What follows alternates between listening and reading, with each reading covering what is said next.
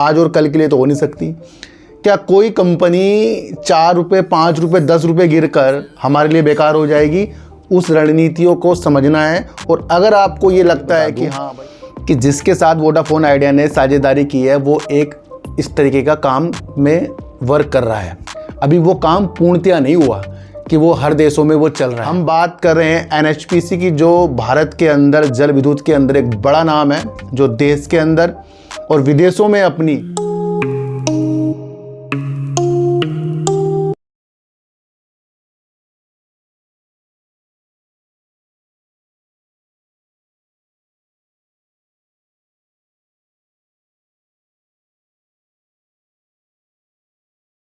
नमस्कार, मैं स्वागत करता हूं आपका अपने ही चैनल पर जिसका नाम है सार्थक बाजार से। आज दो न्यूज़ को कवर करेंगे। एक आ रही है वोडाफोन के अंदर, और वोडाफोन ने सैटेलाइट सेवा देने के लिए, फ़ोन सेवा देने के लिए सैटेलाइट वाली किसके साथ साझेदारी की है वो जानेंगे, क्योंकि इससे पहले स्टारलिंक के साथ जियो और एयरटेल ने साझेदारी कर रखी है।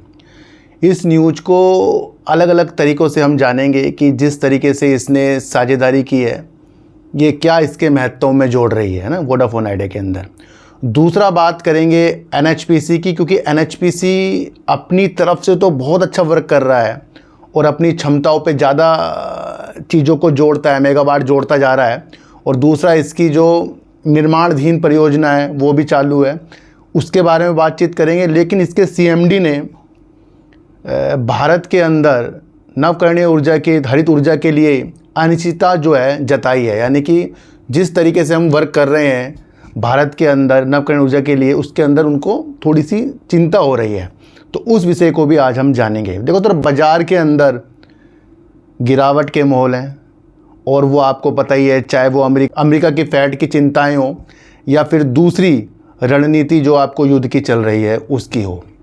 बाज़ार के अंदर जब हम ये जानने लग जाते हैं कि जिस भी शेयर के अंदर हमने कदम रखा और वो शेयर वहाँ से गिरना शुरू हो गया, तो ये सबसे बड़ी हमारी भूल हो जाती है कि हम उस कंपनी की विशेषताओं को भूलकर उस गिरावट की ओर आ जाते हैं। अधिकतर सारे के सारे चीज़ों के अंदर आपको गिरावट देखने को मिल रही है। कोई सा भी अच्छा शेयर हो, अधिकतर बता रहा हूँ, शेयरों के अंदर गिरावट है, और कहीं ना कहीं 4 रुपये 20 रुपये 30 रुपये शेयर गिरे ही जा रहे हैं।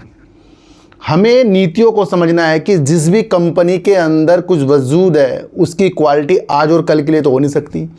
क्या कोई कंपनी 4 रुपये 5 रुपये 10 रुपये गिर कर हमारे लिए बेकार हो जाएगी?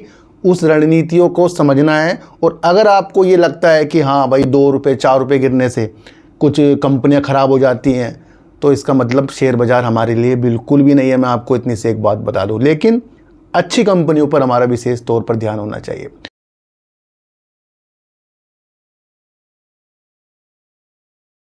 हम बात कर रहे हैं एनएचपीसी की, जो भारत के अंदर जल विद्युत के अंदर एक बड़ा नाम है, जो देश के अंदर और विदेशों में अपनी परियोजना के लिए जानी जाती है, जिस शेयर कंपनी का नाम है एनएचपीसी।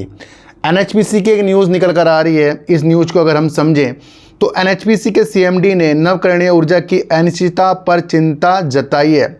हरित परिवर्तन को मजबूत करने के लिए 8,193 मेगावाट चालू, 18,873 मेगावाट पाइपलाइन में है। 8,193 मेगावाट वर्तमान में एनएचपीसी की हरित ऊर्जा पे अपनी क्षमता है, और 18,873 मेगावाट पाइपलाइन में आगे की तरफ है।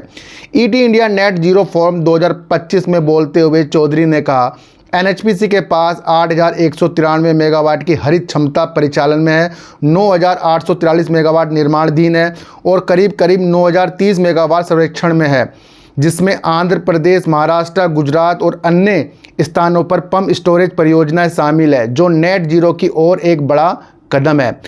भारत की सबसे बड़ी जल विद्युत कंपनी एनएचपीसी लिमिटेड ने 27,000 मेगावाट से अधिक की अक्षय ऊर्जा पाइपलाइन तैयार की है। यह आपको समझकर चलना पड़ेगा। इसके अध्यक्ष और प्रबंध निदेशक राजकुमार चौधरी ने बुधवार को काफ़ी बातें उन्होंने हमें इस दौरान बताई।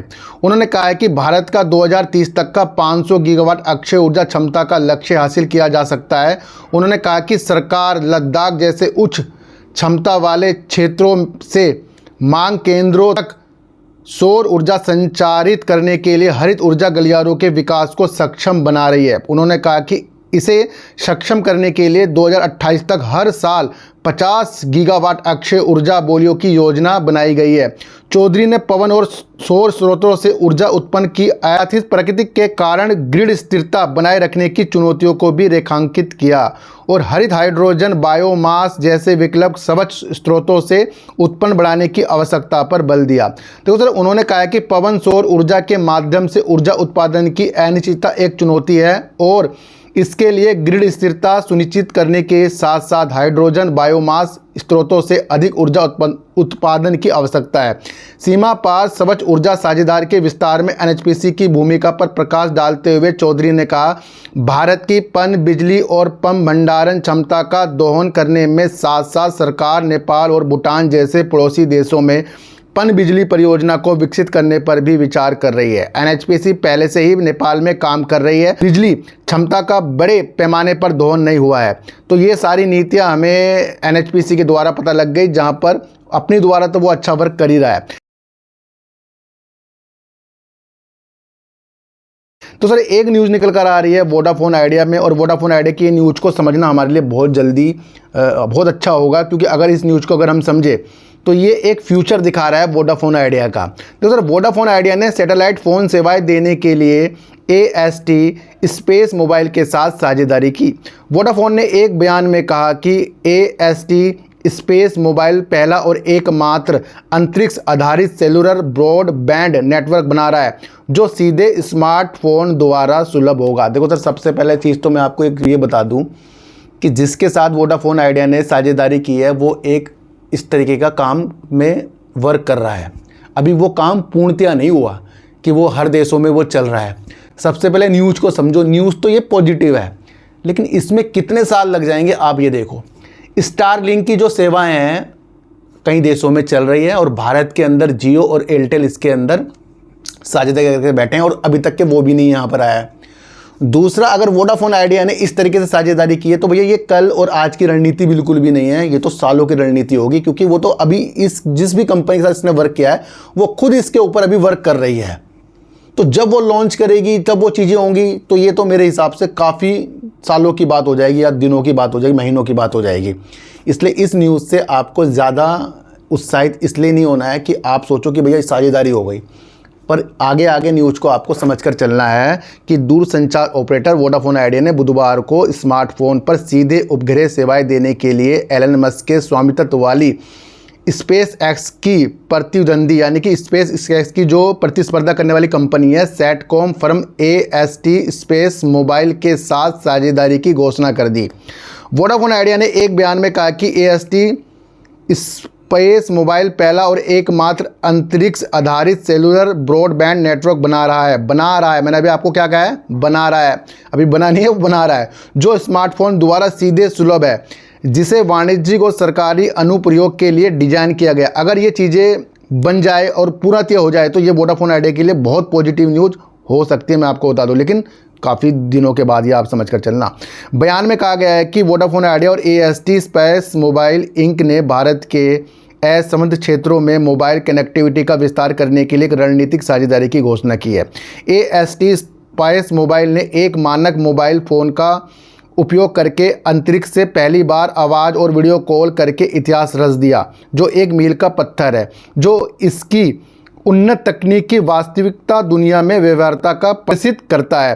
कंपनी ने सेवा का शुभारंभ की तारीख का खुलासा नहीं किया। देखो सर क्या कहा है, कंपनी ने सेवा का शुभारंभ की तारीख का खुलासा नहीं किया है। वोडाफोन आइडिया की प्रतिस्पर्धा भारतीय एयरटेल और रिलायंस जियो ने भारत में अपनी उपग्रह संचार सैटकॉम शाखा स्टारलिंक की सेवाएं बेचने के लिए स्पेस एक्स के साथ पहले ही साझेदारी कर रखी है। साझेदारी और सेवा लॉन्च की तारीख के बारे में पूछे जाने पर वोडाफोन आइडिया के प्रवक्ता ने कहा कि कंपनी समय आने पर भौतिक विकास के बारे में जानकारी देगी। तो ये हमारे लिए सिर्फ एक ऐसी न्यूज़ है जहां पर इसने साझेदारी तो कर दी, पर इसको अलग तरीके से आपको देखना है, क्योंकि कंपनी ने अभी कोई भी समय की सीमा इसके ऊपर नहीं बताई है। मैंने इसलिए इसके ऊपर वीडियो बनाई है ताकि काफ़ी लोग इस न्यूज़ से प्रभावित हो जाएंगे। वोडाफोन आइडिया के प्रमोटर कंपनी वोडाफोन PLC ने पहले ही AST स्पेस मोबाइल के साथ एक समझौते पर हस्ताक्षर कर दिए हैं। अप्रैल 2023 में AST स्पेस मोबाइल ने अपने पार्टनर के साथ मिलकर एक अनमोडिफाइड फ़ोन पर पहली बार स्पेस आधारित वॉइस कॉल पूरा करने का दावा किया है। 2023 की बात है, अप्रैल में। स्पेस टेक फर्म ने जून 2023 में 10 Mbps से ज़्यादा की पहली 4G डाउनलोड स्पीड और सितंबर 2023 में पहली 5G वॉइस कॉल देने का दावा किया है। तो ये बीते दिनों की बात है जहां पर ये पूर्णतः भी इस चीज़ को डेवलप करेगा और उसके बाद ये फिर किस किस देशों में देता है तो ये दूर की बात हमारे लिए हो जाती है। 2024 के दौरान AST स्पेस मोबाइल ने अमेज़न, गूगल और वोडाफोन से अतिरिक्त रणनीतिक निवेश हासिल किया और सीधे और प्रमुख ठेकेदारों के माध्यम से संयुक्त राज्य सरकार के साथ नए अनुबंध पुरस्कार प्राप्त किए। कंपनी के पास वैश्विक स्तर पर 45 से अधिक मोबाइल नेटवर्क ऑपरेटरों के साथ समझौते इसने पहले ही कर रखे हैं इस कंपनी ने।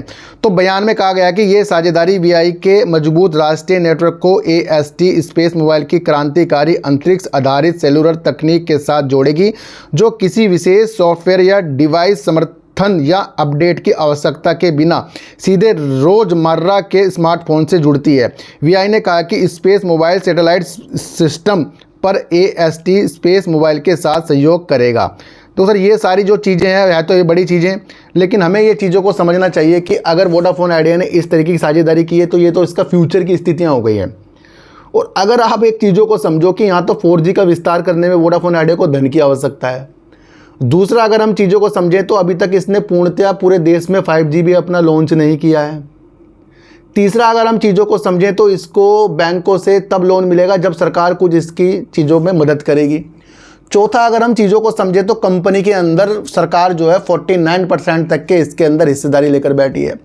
पांचवा, अगर हम और चीज़ों को समझें तो इसके जो AGR ड्यू है उसमें और हिस्सेदारी खरीदने पर, मतलब जो ये बेचेगी इक्विटी में बदलने की सरकार की कोई भी मंशा अभी नहीं है। ये भी न्यूज़ हमारे सामने है। तो पहला कदम वोडाफोन आइडिया के लिए है धन जुटाना और फिर उसके बाद वो अपने 5G को विस्तार की स्थितियों के साथ देखना। ये न्यूज़ मुझे लगता है कि है तो ये पॉजिटिव, पर ये रंग लाने की स्थितियां तब होंगी जब वो खुद जिस कंपनी से जुड़ा है वो कंपनी पहले कई देशों में अपनी सेवाएं तो लॉन्च करे। अभी वो इस तरीके का नेटवर्क पे काम कर रहा है, तो ये साझेदारी इसने पहले कर ली। अब ये कब तक होता है भैया, कितने दिन लगेंगे, कितने महीने लगेंगे, कितने साल लगेंगे, तो ये कंपनी हमें दोबारा बताएगी। ये न्यूज़ मैंने इसलिए आपको बताई है कि कुछ लोग इससे काफ़ी उत्साहित होंगे और कुछ लोग इसको चीज़ों को समझने के हिसाब से मेरी वीडियो देखेंगे, इसलिए मैंने आपको चीज़ें समझाई है। समझ रहे हो सर? तो ये वो नीतियाँ थी जो आज हमने न्यूज़ के द्वारा समझी। और भी बहुत कुछ लिखा है, बस बाकी जानने की इसके अंदर जरूरत नहीं है क्योंकि वोडाफोन आइडिया का शेयर वैसे ही गिरता जा रहा है और अभी इसको धन की आवश्यकता है। पहले ये 4G और 5G का नेटवर्क मजबूत करके हमें दिखाएगा या कुछ अच्छी न्यूज़ सरकार की तरफ से इसके लिए आए तो वो हमारे लिए एक संकेत अच्छा हो सकता है। तो सर आज की वीडियो आपको कैसी लगी एक बार मुझे ज़रूर बताना। तो किसी को भी खरीदने बेचने की नीतियाँ मेरे चैनल पर बिल्कुल भी नहीं है, मैं आपको इतनी सी एक बात बता दूं। तो सर सच्ची वीडियो देखिए, अच्छी वीडियो देखिए, समझ कर देखिए। तो सर चींटी को आटा दीजिए, गाय को रोटी दीजिए और अपने बच्चों को ज़्यादा से ज़्यादा प्यार कीजिए क्योंकि बच्चे ही आपकी मासूमियत से किस्मत पलटेंगे। तो फिर मिलेंगे आपसे नई वीडियो के साथ, जब तक के लिए नमस्कार।